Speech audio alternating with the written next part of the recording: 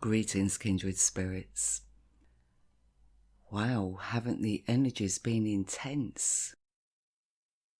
I don't know, this is the 6th of May I'm recording this, so I'm actually feeling the energies calm down a bit.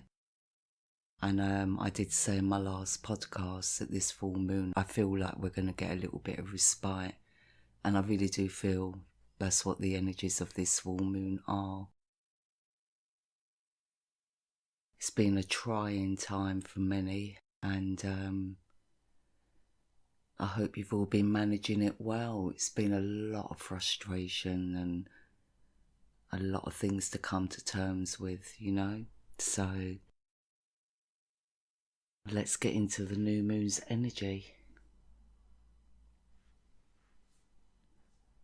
The full moon will reach its peak at 9 degrees in Libra in the true lifetime sky on the 7th of May 2020 at 11:45 in the GMT time zone, at 6:45 in the EDT time zone, and at 20:45 in the AEDT time zone. And we have quite a mellow full moon this month, which is a welcome relief since the planetary energies have been quite intense and demanding for some time now. Actually we have no grand aspects on the day of the full moon.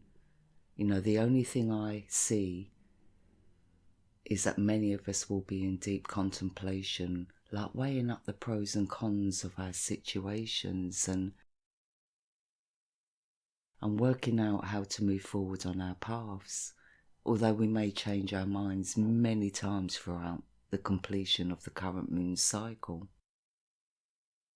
Even the Black Moon Lilith has stepped back and is giving us the space needed to absorb and reflect on whatever it is we need to get to grips with as individuals. However, it can be quite a frustrating time, as some may feel an urgency to make decisions. But I would say that it would be better just to go with the flow and allow ourselves to adapt and integrate the different opinions or thoughts that will be going through our minds. Our full moon will be in opposition to Mercury as well as to our Sun.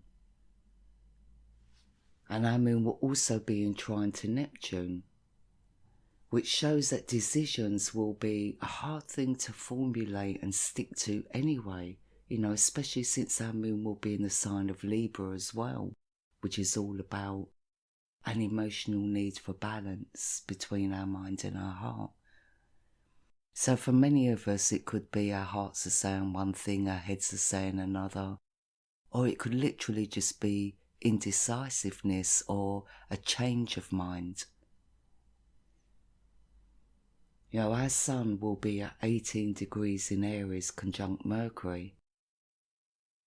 So this shows that there is a need to concentrate on our own desires and our own needs for the moment as the energies begin to slow down, especially since we are entering fully into retrograde season as well, which I will be going into in a while. So, there is no rush to get things moving or force ourselves into making choices that may not be realistic or attainable. Not at the moment. It's time to stop, breathe and regain our focus. And this full moon is all about that.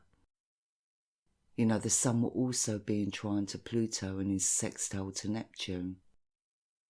So again, this is giving us the time and space to think about what makes us happy, what makes us feel self-empowered.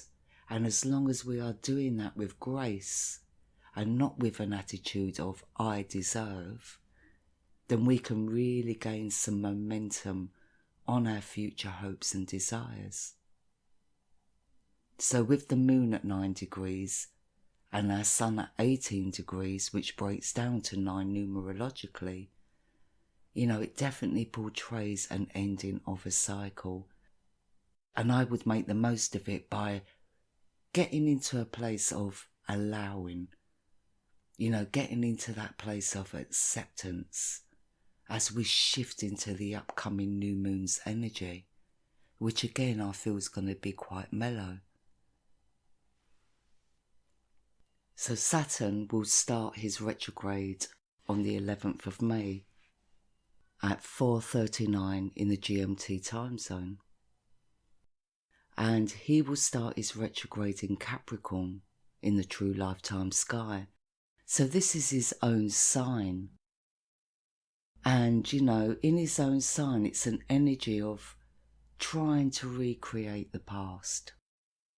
Sometimes it's good to go over old ground and to make sense of the things that may have been overlooked, or what worked or what didn't work in the past. And the good thing about Saturn retrograding in his own sign of Capricorn is that it gives us the strength and consistency towards discipline and thinking things through fully, which means a lot of retrospection and insight can be gained through this time up until he retrogrades back into Sagittarius, which will be around the 7th of July. So the only thing to be aware of throughout this retrograde, or up until the 7th of July, is for us not to be so hard on ourselves.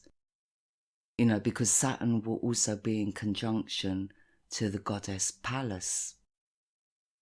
So the picture will be loud and clear, and not necessarily an easily digestible one.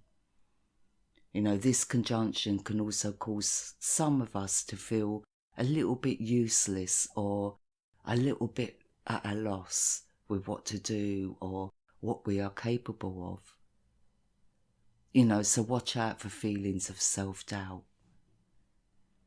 Saturn will also be in square to Uranus as he starts his retrograde.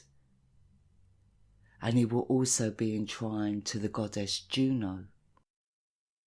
So really, this again shows that many will try and stick with what they already know, as the feeling of nostalgia is highly emphasised under these current energies.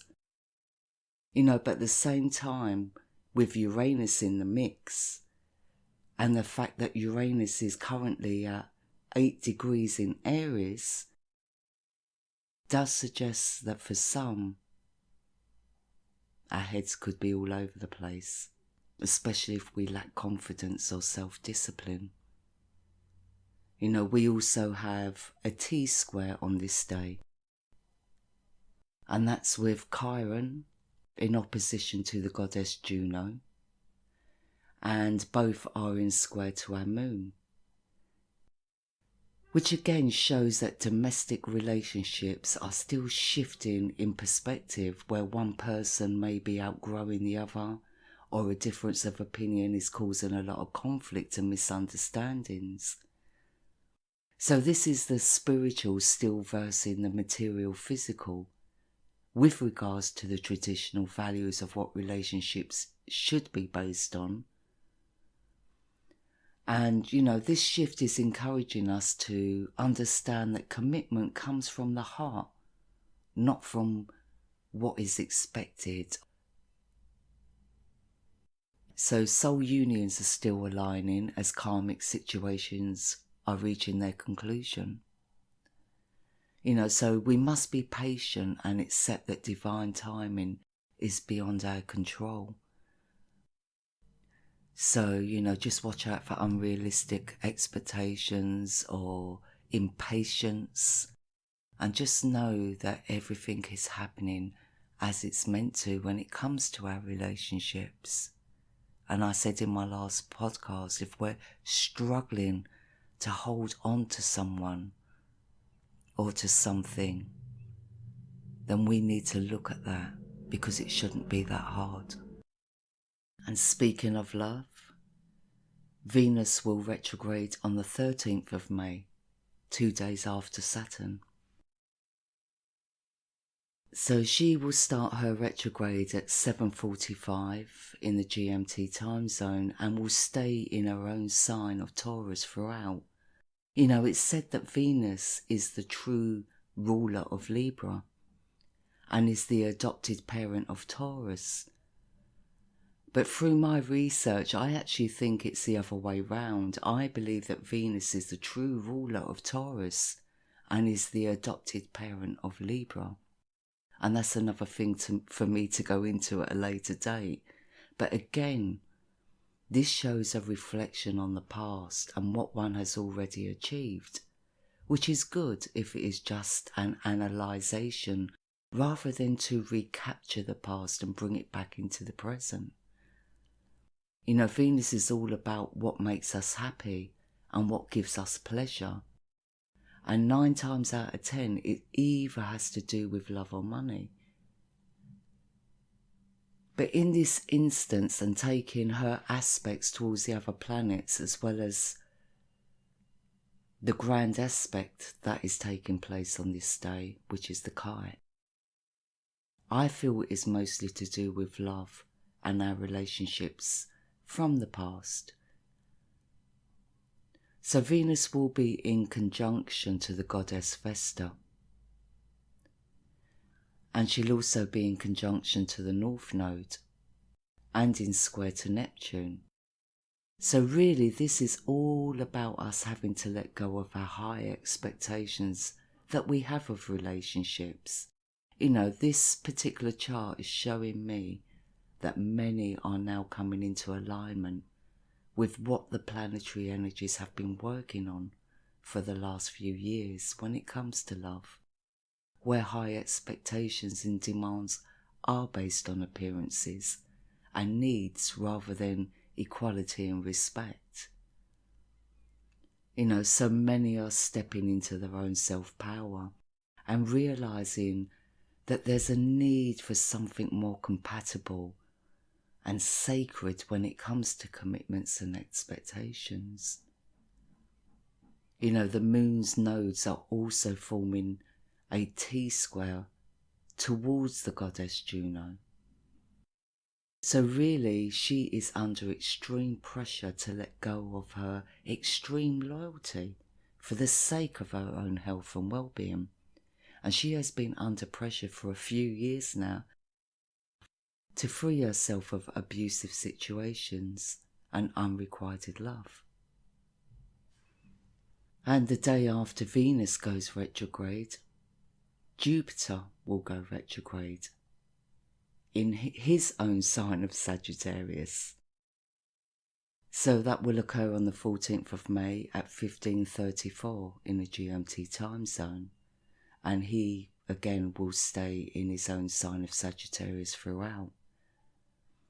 So Jupiter retrograding through his own sign does make it difficult for him to settle down, and there is an insatiable desire for new experiences and adventure with this particular retrograde.